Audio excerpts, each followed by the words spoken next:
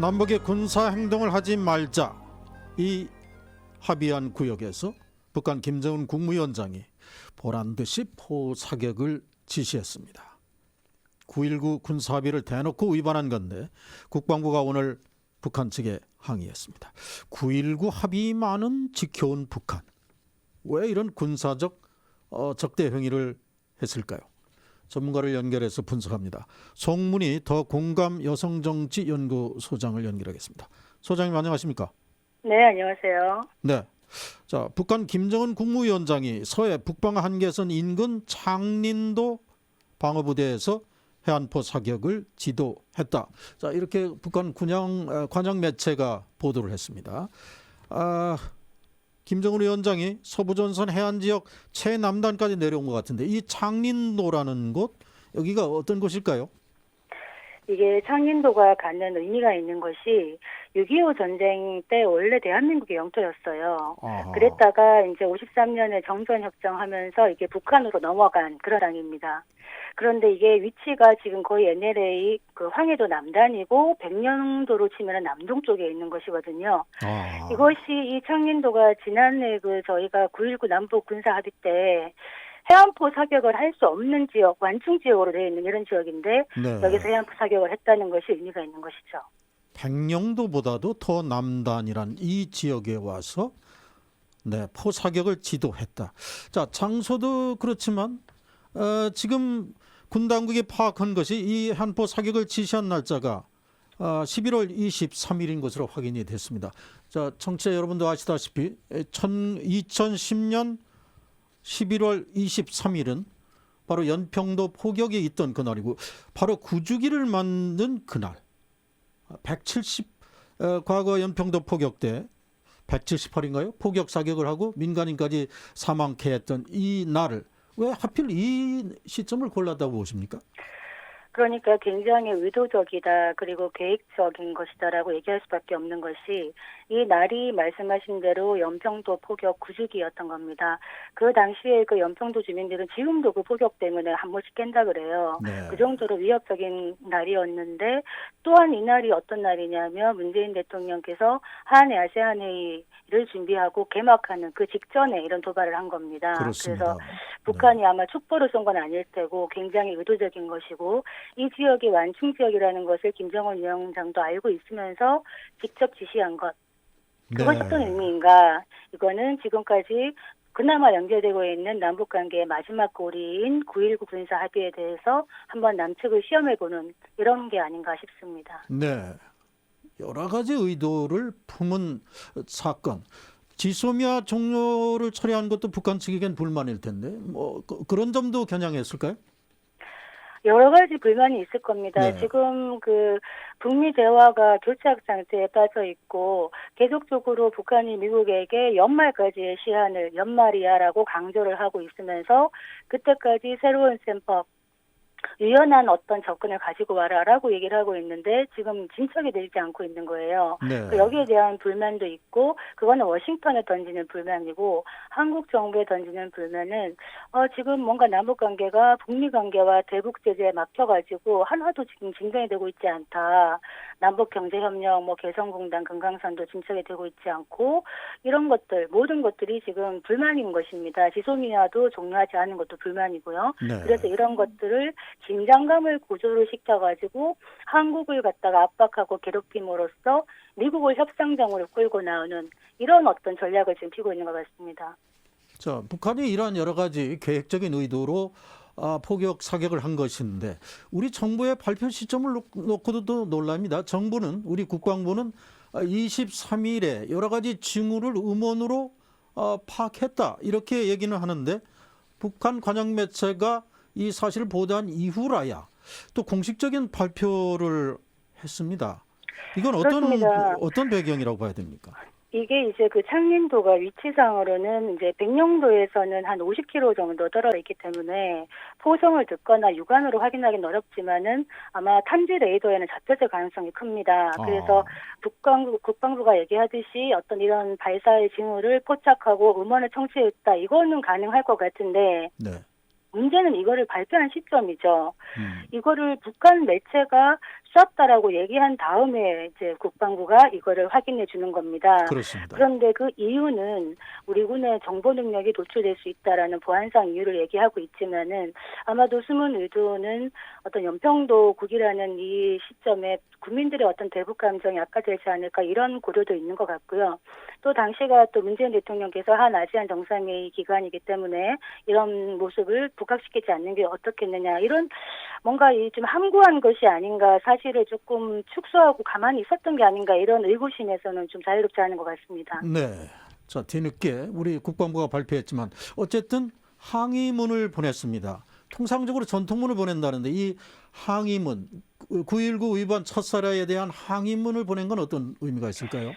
그러니까 지금 군의 대응이 일단은 네. 이제 지금까지 북한이 계속적인 도발을 어떤 그 9.19 군사 합의에 위반되는 어떤 도발 행위를 지금까지 하고 있는데도 불구하고 한 번도 이거 9.19 군사 합의 위반이라고 공식적으로 천명한 적이 없었습니다. 한국 정부가요. 네. 그런데 이번에 국방부가 어쨌든 일단 이거 9.19 합의 위반이라는 말을 공식적으로 했습니다. 네. 이거는 의미가 있는 것 같아요. 그동안 북한 눈치 보기가 아니냐라는 어떤 비판들이 있었는데 이 부분은 괜찮다고 생각을 하는데 네. 문제는 이런 얘기를 합니다. 그러면서도 서해 분통신선을 통해 가지고 전화로 항의를 했고 항의 내용을 항의문으로도 보냈다 이렇게 얘기하면서 어떤 걸 강조하냐면 전통문이 아니라 항의문이라고 얘기를 하는 겁니다. 네. 전통문과 항의문의 차이가 뭐냐 하면 이 발신자와 수신자가 기재가 되어 있는 게 전통문이고요. 이 기재가 없는 것이 항의문인 겁니다. 그러니까 군에서 약간 수위를 좀 낮춰서 얘기하고 있는 이런 부분이 있는 것이거든요. 수위가 오히려 낮은 겁니까? 전통문보다? 네, 그렇습니다.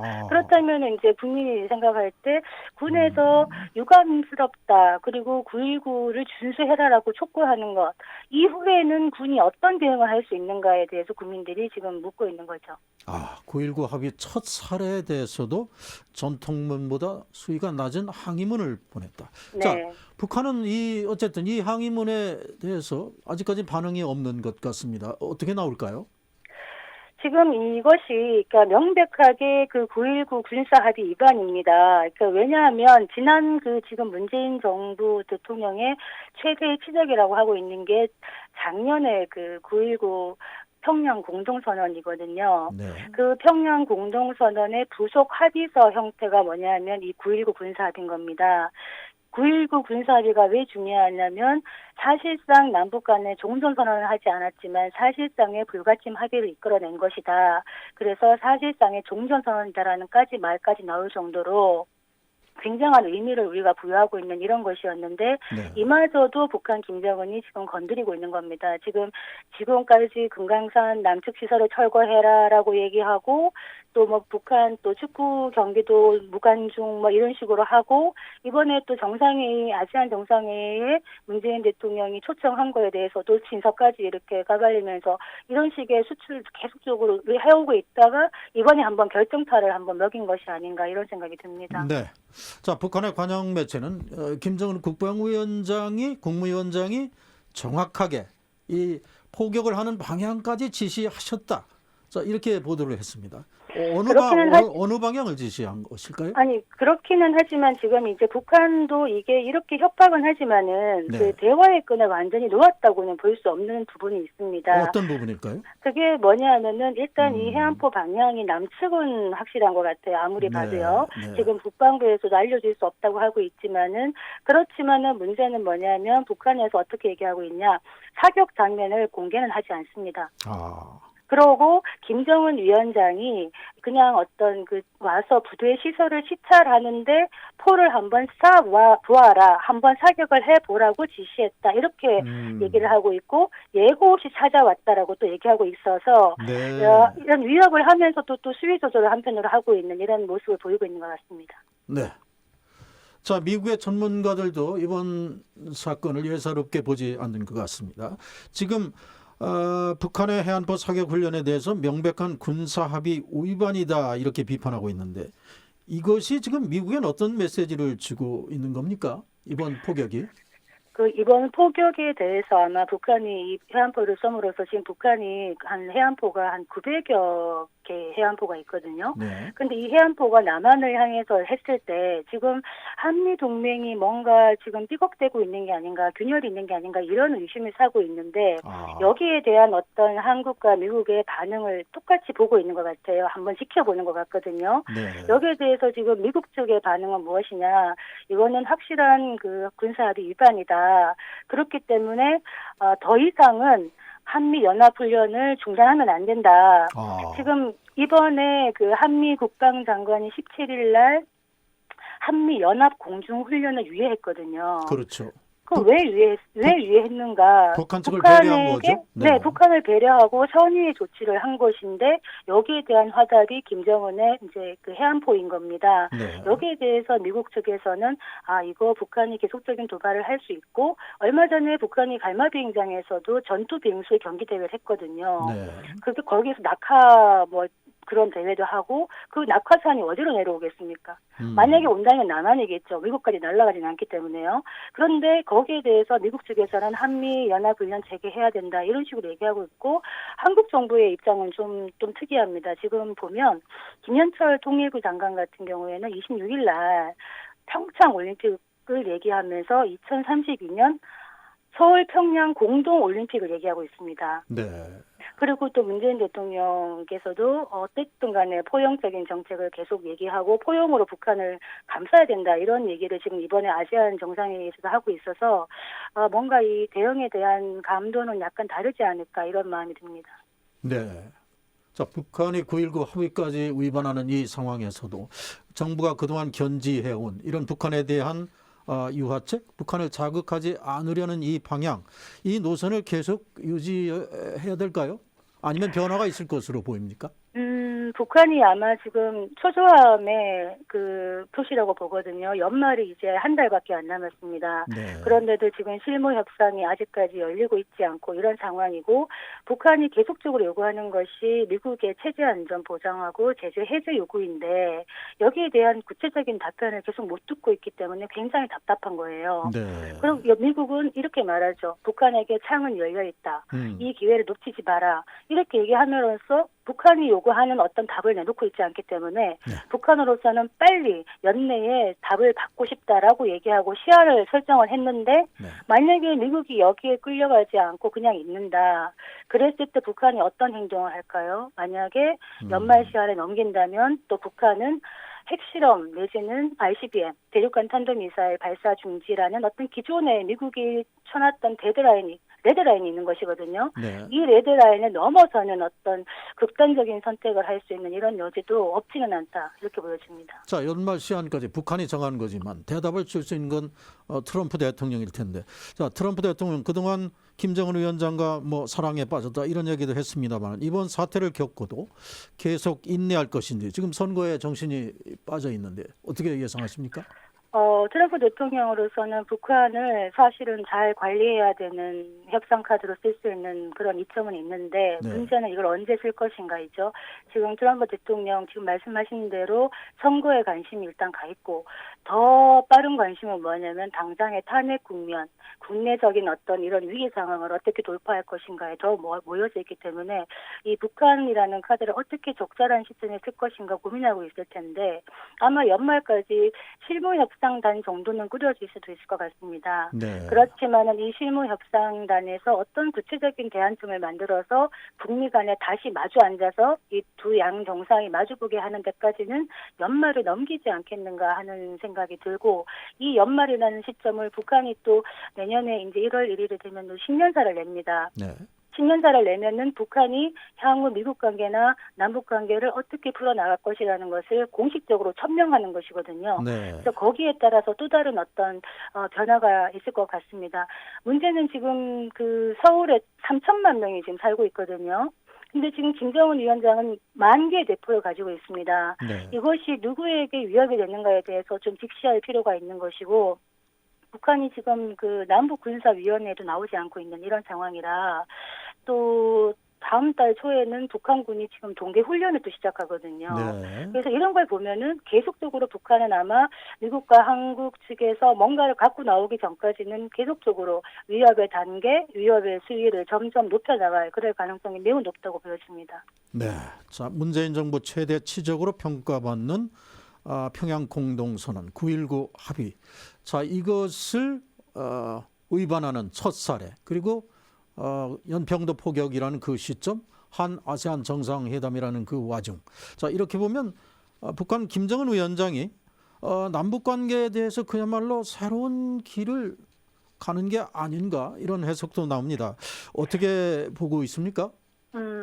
일단 지금 현재 상황에서는 북한 김정은 위원장의 머릿속에 남한을 같이 가겠다라는 그런 의지는 좀 빈약하지 않나 이런 생각이 듭니다. 일단 북미 간에 뭔가가 이루어져야 한국 정부는 따라온다라는 생각을 하고 있는 것 같고, 지금의 관계에서 한국 정부가 주도적으로 남북 관계를 풀어나간다든지, 그들이 원하는 대북 제재를 어떻게 맞춰준다든지, 남북 간의 교류 협력을 한다든지, 이런 것들은 불가능하다는 것을 좀 깨달은 것 같아서 미국을 아마 집중적으로 공략을 할 것이고, 여기에 중국이나 러시아, 최근에 최선희 외무부상이 러시아도 가지 않았습니까? 네네. 이런 식으로 우방들을 끌어들이면서 한미 간의 동맹에 대해서는 한국과 동맹 간의 균열을 좀 획책하면서 이런 식의 전선을 펼 확률이 굉장히 높다고 보여집니다. 자, 이런 상황에서도 우리 정부 계속 당근을 줘야 되는지, 아니면 그야말로 이번에 채찍을 보여줘야 되는 건지. 북한 김정은 위원장은 지금 말씀하신 대로라면 한국을 패싱하려는 그런 의도도 엿보이는데, 우리 정부의 대응이 어때야 될 것 같습니까? 굉장한 깊은 고민이 있을 거라고 생각합니다. 대통령을 위시해서 지금 북한을 어떻게 다룰 것인가. 네. 지금까지 사실은 엄청난 인내, 지금까지 단거리 미사일을 쏘고 북한이 계속적으로 어떤 이런 행동을 하고 있음에도 불구하고 트럼프 대통령은 일단 이건 우리 미국 본토를 향한 것이 아니고 단거리 미사일은 사소한 거라고 얘기하고 치부해버리고 마는데, 이 단거리 미사일의 위협에 있는 한국 정부로서는 이거에 대해서 위협이라고 말하기도 그렇고 네. 안 하기도 그렇고 이런 어정쩡한 상황인데, 북한이 이런 식으로 도발을 계속하고 있는데도 만약에 이거에 대해서 9.19 군사합의가 위반이다 그러면 아마 야당에서는 9.19 군사합의가 무슨 의미가 있느냐, 그거 네. 차라리 파기해라, 이렇게 아마 나올 겁니다. 네. 그랬을 때 이런 야당의 공격, 그리고 국내에서 북한에 대한 어떤 국민들의 이런 어떤 격앙되는 감정들, 이런 것들에 대해서 정부가 어떻게 풀어나갈 것인가 고민을 해야 될 것이고, 북한에 대해서 평화의 무드, 그리고 뭔가 공동의 무드, 이런 걸 가져나가는 굉장히 중요하다고 생각하지만, 그 방식에 있어서는 무조건적인 어떤 북한의 눈치 보기라는 이런 인식을 심어준다면은 이것은 북한과의 관계에서도 결코 바람직한 건 아니겠다, 이런 생각이 듭니다. 네, 그런 분석 때문에 북한 김정은 위원장의 다음 수순, 다음 행복, 이걸 특별히 주목할 수밖에 없는 상황입니다. 북한 김정은 위원장은 말씀하신 대로 더 연말 시한에 초조해질 수밖에 없고요. 다음 수순을 어떻게 갈까요? 걱정이 좀 됩니다. 제가 걱정하는 지점은 네. 이 북한의 김정은 위원장과 트럼프 대통령이 이 이해관계가 맞아떨어지는 그 지점, 그 지점이 무엇일까라고 생각했을 때, 내년쯤 봄쯤에 됐을 때 북한이 더 이상의 어떤 그 ICBM이나 이런 핵실험이나 이런 것들을 하지 않는다는 조건에서 사실상의 기존의 어떤 기존 핵이라든지 이런 거를 보유하는 거를 사실상 묵인하는 형태로 한국 정부로서는 굉장히 피하고 싶은 가장 나쁜 형태의 배드 딜이 행해질 수 있는 이런 가능성도 수면에 숨어 있다고 생각하기 때문에 이것만은 좀 피해야 되지 않겠나, 이런 생각을 합니다. 네, 북한의 벼랑 끝 전술, 그 희생자가 우리가 될 수도 있다는 이런 우려를 전해주셨습니다. 네, 제 개인적인 네. 생각입니다. 네, 우려가 오늘 됩니다. 말씀 여기까지 듣겠습니다. 고맙습니다. 네, 감사합니다. 지금까지 송문희 더 공감 여성 정치 연구소장이었습니다.